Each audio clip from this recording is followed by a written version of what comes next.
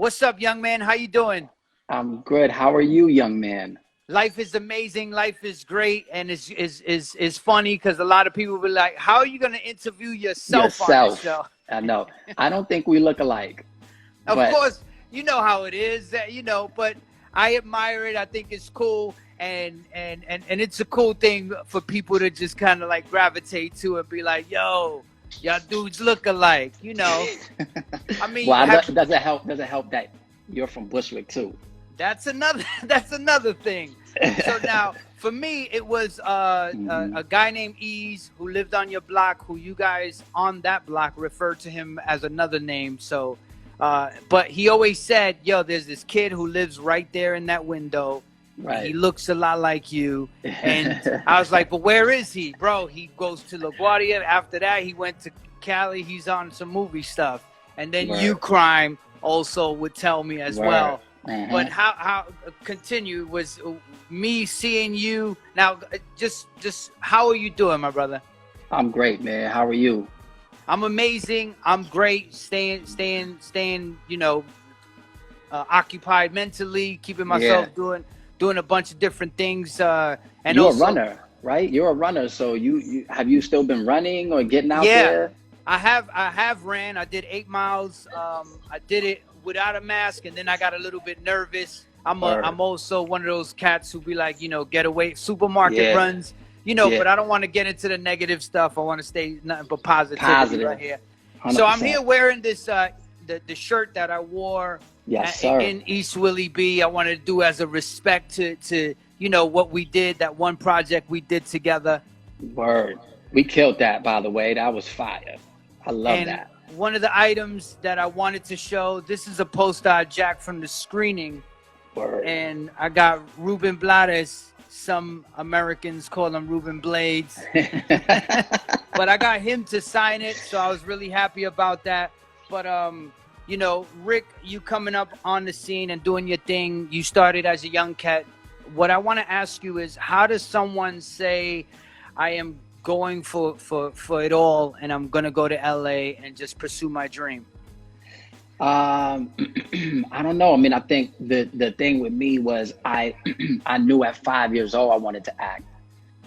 I knew at 5, B. So I guess my idea and my mindset was always like there was no plan B. I was fortunate to go to LaGuardia High School Performing Arts in New York, and so I was at junior high school 162 in Bushwick, and the guidance counselor there was like, all right, you came here for acting, what else do you want to do? And I'm like, I want to continue to do this. Let me ask you a question. 162 a portion is Bushwick Outreach? No, it wasn't. What's the school that's this? But anyway, continue. My bad. Go for it. Yeah. No, all good. This is your show, man. You this all you. I'm good, man. Like, it's really good to hear that. And also you to make the move to say I'm going to live there. It wasn't my idea though, because I had a good friend of mine who also went to LaGuardia at the time. And when I graduated, I was working, doing little things here and there. I had already did like Law and Order and did a couple indie films and whatever. And so he brought it to my attention and was like, yo, we should go to LA. He was like, bringing it up like, there's more auditions out there. The studios is there. We need to just like bum rush LA. So that's what we did, so it wasn't entirely my idea. If anything, I probably would have stayed in New York. So, because he planted that seed, I was like, let's go. We out there then. Yeah. Nah, that's a beautiful thing. And did anything pull you back here naturally? Did you get homesick? And what was it that kept you there? Oh, yeah. No, I mean, I remember, so really fast, I'll give you the fast story. Thank you. We had, he said, thank you. Been in the game for years. We got a car from a friend of his who donated a car. We picked it up in Vegas. We drive that car back from Vegas to LA. The car loses control. It hits a divider. It blows up. We lose the car that they gave us. That was like a weekend. And then we needed another car. So we get it. We buy a car from a chop shop. The dude we bought it from had like just came out the Bing. He had like the ankle bracelet thing on, and you know, he looking at us like we some drug dealer kids from New York who need a friggin' crap car. I say that to say, like, you know, yeah, I ended up losing that car. You know what I mean? That car just broke down on me the whole time, and you know, if it wasn't for like certain people in my life saying, yo, I don't have the money for this car. This car is like, you know, draining me. It's got me into many accidents. I'm just gonna go back to New York. And there was just certain people in my life, like my agent at the time and my mom and just so many other people were like, don't leave LA. Just, you know, keep going. It's gonna get hard, but you're gonna get through it. You know what I mean? So thank God I listened. Yes, it's inspiring. I admire it, and also the fact that you are from the same neighborhood is something that gives the belief to the younger versions of us, and also me as well. When I see you shining, and you are a superhero, not only to myself but to your own family, but everyone else. Because you did it too, right? We're the same person, so you did it. You pat yourself on the back. So you have a moment where you want to dab into hip hop. Is that your New York side, your Bushwick side?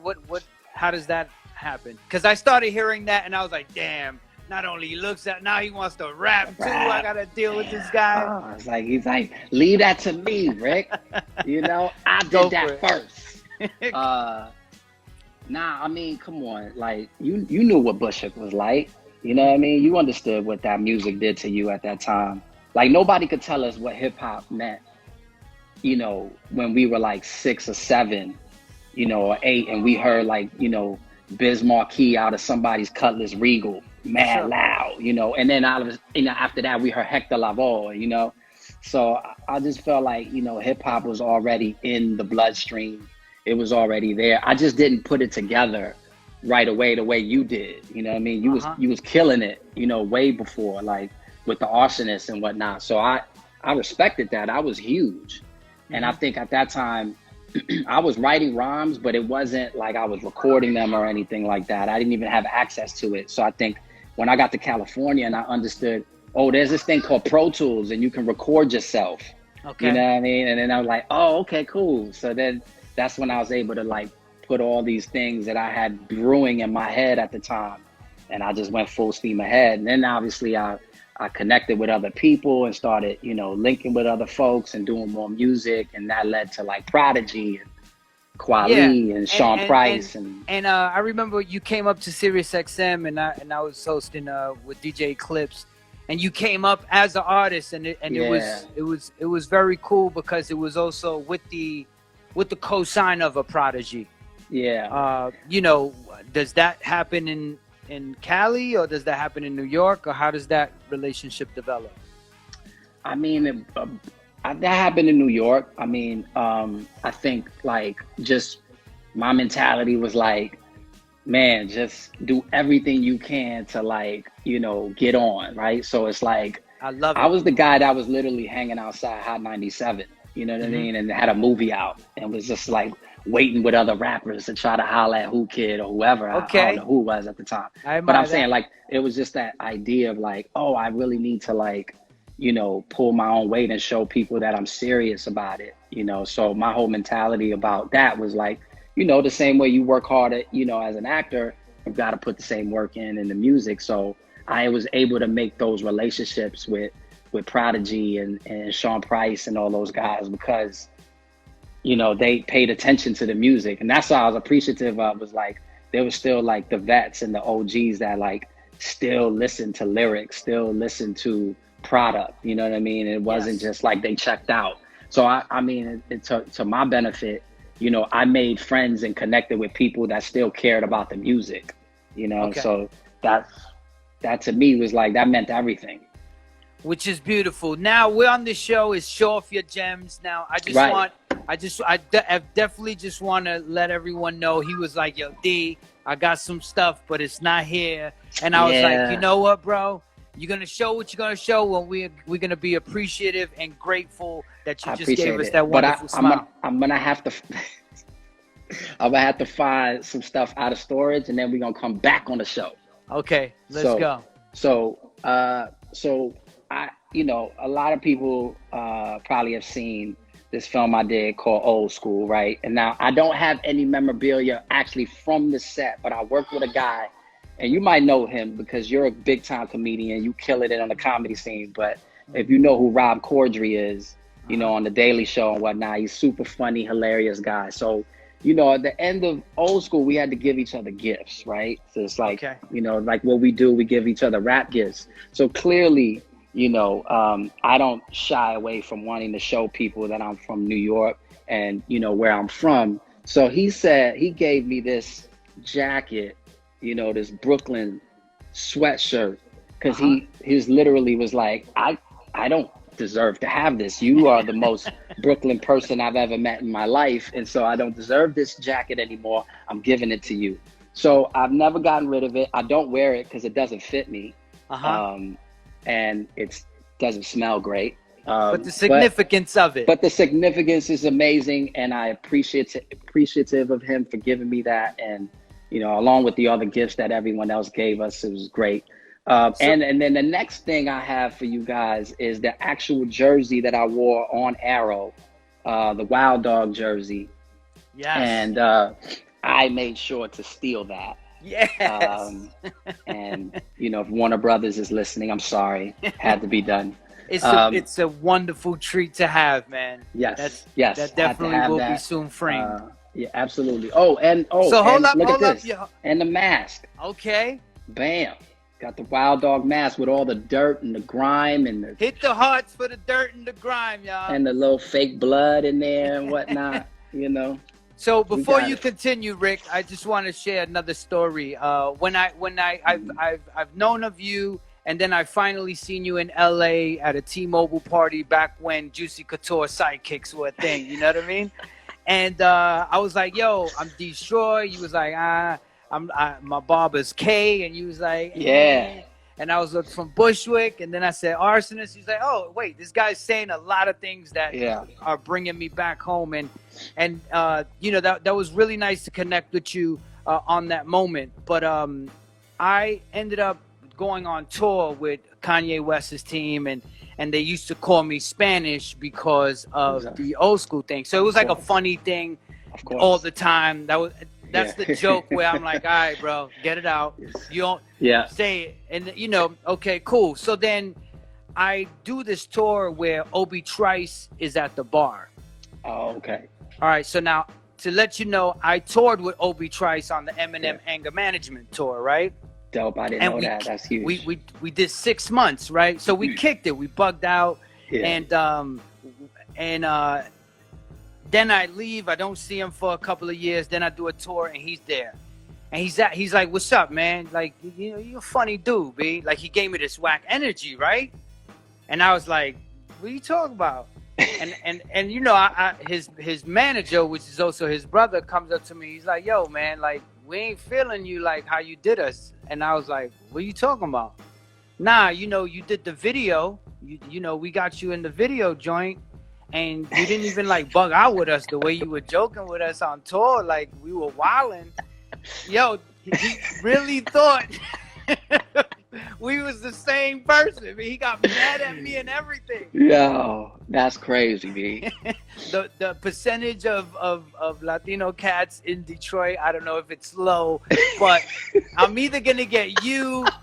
Who do you get any references of anybody saying? I mean, you're more of a serious guy. I'm more of a wild out guy. So people would throw 100%. Me darts just because they're like, he's gonna take them. So they'll hook me with the John Leguizamo, of course, and then it kind of ends unless they know Mark Anthony.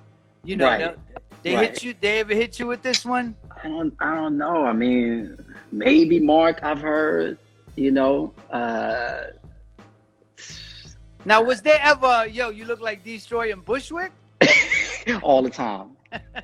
Like, yo, did you drop that Fire As the World Burns joint? Was that you?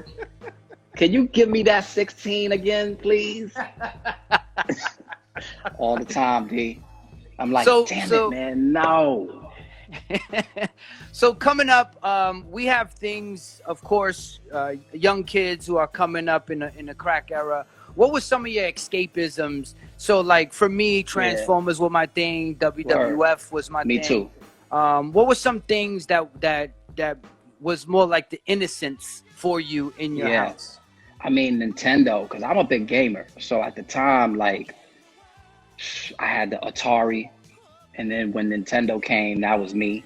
And then I was one of the few that had the Sega Master System. So I had that joint. You know, I was such a nerd, and just, you know, collecting comics and cards, you know. Now, so, let me ask you a question. So when I've interviewed athletes, and this is serious, a lot of athletes say they are happy that their parents introduced them to more sports than just the sport that they are playing, right? So like if I'm at the Super Bowl, I'm interviewing football players who saying, yeah, I also played basketball and football. Right. So it kind of let them get into this, like, this whole culture of sports, right? And then they understood themselves in their bodies in that way. Now, you as a creative, as you know, in your arts, was that something you got lost in too? Absolutely. As far as like, you know, TV and film and all that stuff? Absolutely. My mom was big into horror films, and I'm talking about, like, she would watch B-movie horror films. Like, you know, we go to the video store and big we boxes, 100% rock, you know, and cop the wackest horror like movie. This size cassettes, them right? them joints. Yeah, we get those. And, you know, Texas Chainsaw, you know, Carrie, Exorcist. I was able to watch these things as a kid. She would just cover my eyes for the sex scenes, or, like, you know what I mean, if they was doing you know, anything like that. But I could watch death easy as a 7-year-old. She's like, yeah, you could see the gore and the guts and the blood fly. Just cover your eyes when they kiss. So that was my mom. And so I think, like, for me, like, movies and watching them through her, and, you know, being excited, like, mom loved action films, and she loved, you know, Sylvester Stallone and Bruce Willis, and, you know, she would watch Moonlighting, you know. So sometimes, you know, I'd snuggle next to her and watch episodes of Moonlighting and stuff like that. And you know, what film did you see the most? Oh, I saw a lot of New Jack City. I had it on bootleg. I had recorded Teenage Mutant Ninja Turtles. I think it was on cable somewhere. I recorded it on a tape, so I watched that all the time. There was a movie that Jean-Claude Van Damme was on. It was like one of his first movies ever. It was called No Retreat, No Surrender. I had that. I would watch that movie like forwards and backwards. What else? You ever had a Ninja Star? Yes, I did. I had a Chuck Norris Ninja Star. I had a Chuck Norris kit, and it had like a gun. It had a Ninja Star. It had all kinds of stuff. It was amazing. You know my childhood, bro. We had the same child. We're the same person. Well, you know, so you're in Menahem. Well, you were in Menahem, and I'm you know, I'm up a little up where you were, I guess, between the dark side and the factory side and the flip side, of Bushwick. And you know, it's just an amazing thing. And I gotta say, not only for the individual Rick Gonzalez, but everyone out there, allow yourself to evolve, allow yourself to go into your passions and stuff like that. Because Rick, you wouldn't think, well, you know, I would think, because I am an example as well, but it's inspiring to know that you come from a very challenging time. You know, it's not only the place, it was the time. So if a person tells me now I'm from Bushwick and they're of a younger, I'll be like, okay, cool, that's awesome. I'm just from a different time. You know what I mean? And you know, and you adjusting, you're doing all these films, and what would you say is one of those highlights for Rick Gonzalez as far as his star goes, right? Like you know, you're just like, wow, I made it, I'm here, or whatever is respectfully of what I made it is, because I'm sure you're a go-getter that still got more to go. But what was one of those moments that hit you like, wow? I think it was I I remember I did this film, The Rookie with Dennis Quaid, and we're in Austin, Texas shooting it, and we're about to get on set, and I think there's like, you know, we're in like this like old gym, and we're in the locker room, and the director, John Lee Hancock, was like, hey, I love your character, and I think you're a great actor, and I want people to know who you are after they see this movie.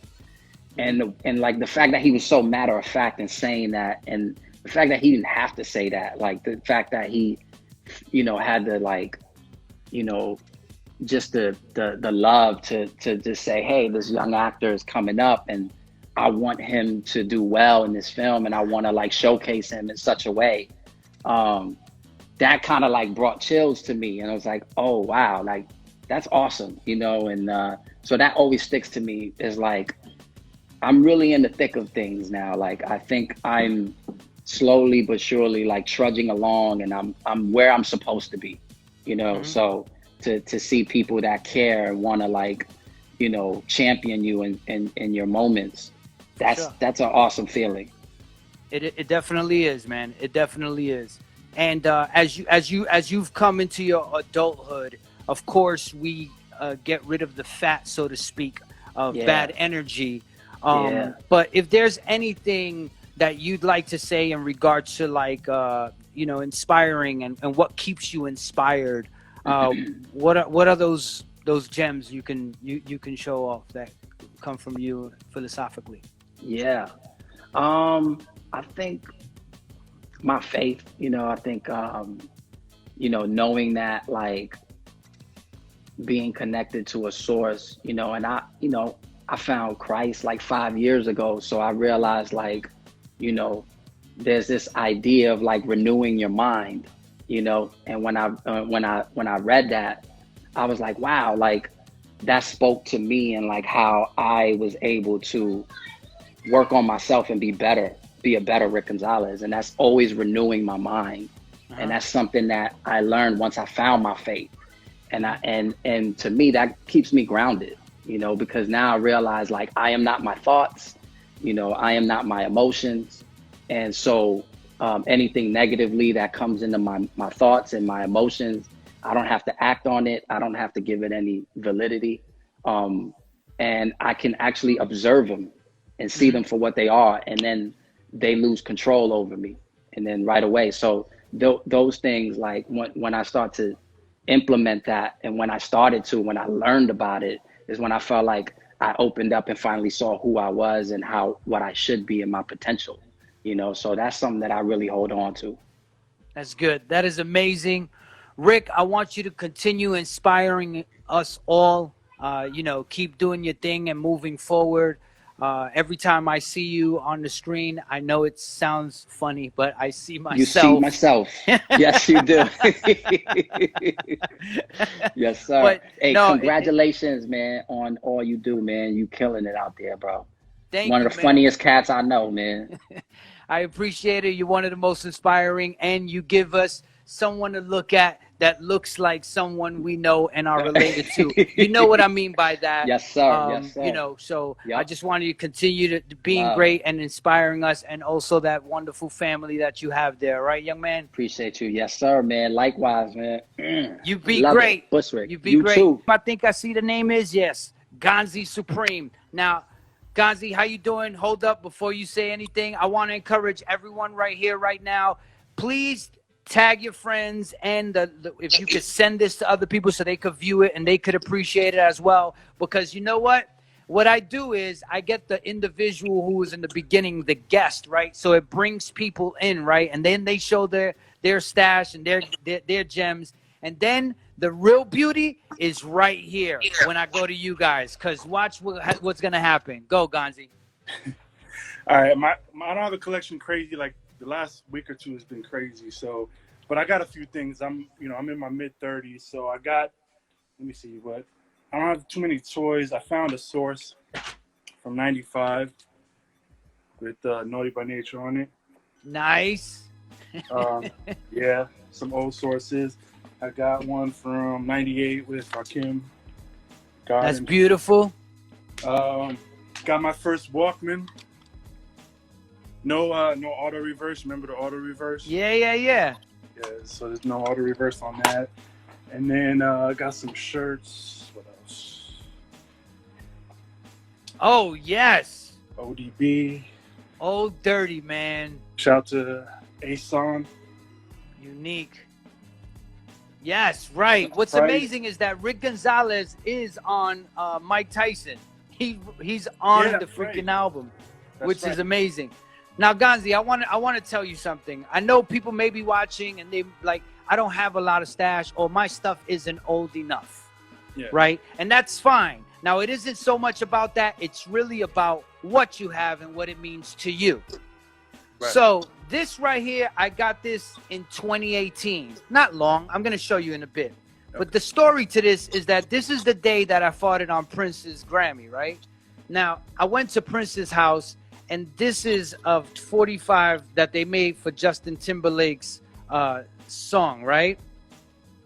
Wow. Now, it's a straight 45 wood because the album was called Man of the Woods. Now, it's so much, it's a gem for me because it's a special item that you could only get at Prince's house.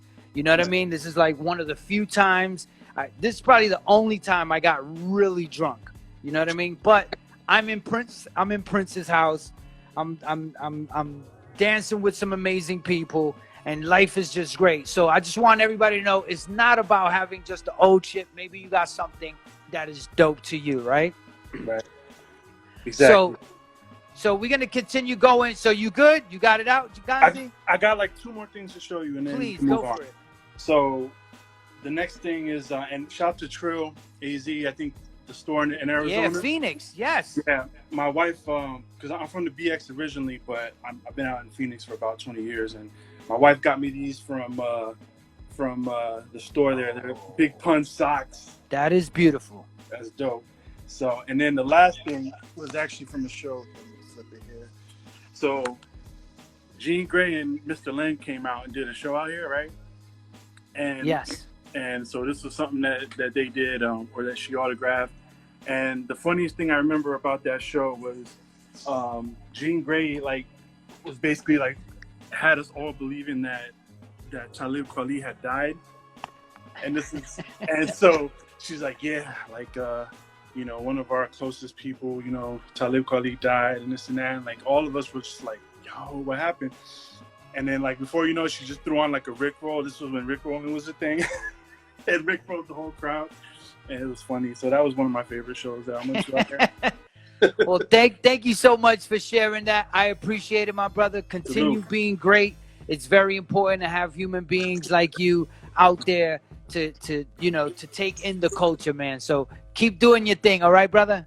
Yo, salute all the Boricuas out there. Shout to you, shout to Rick, shout to Crazy Legs, everybody.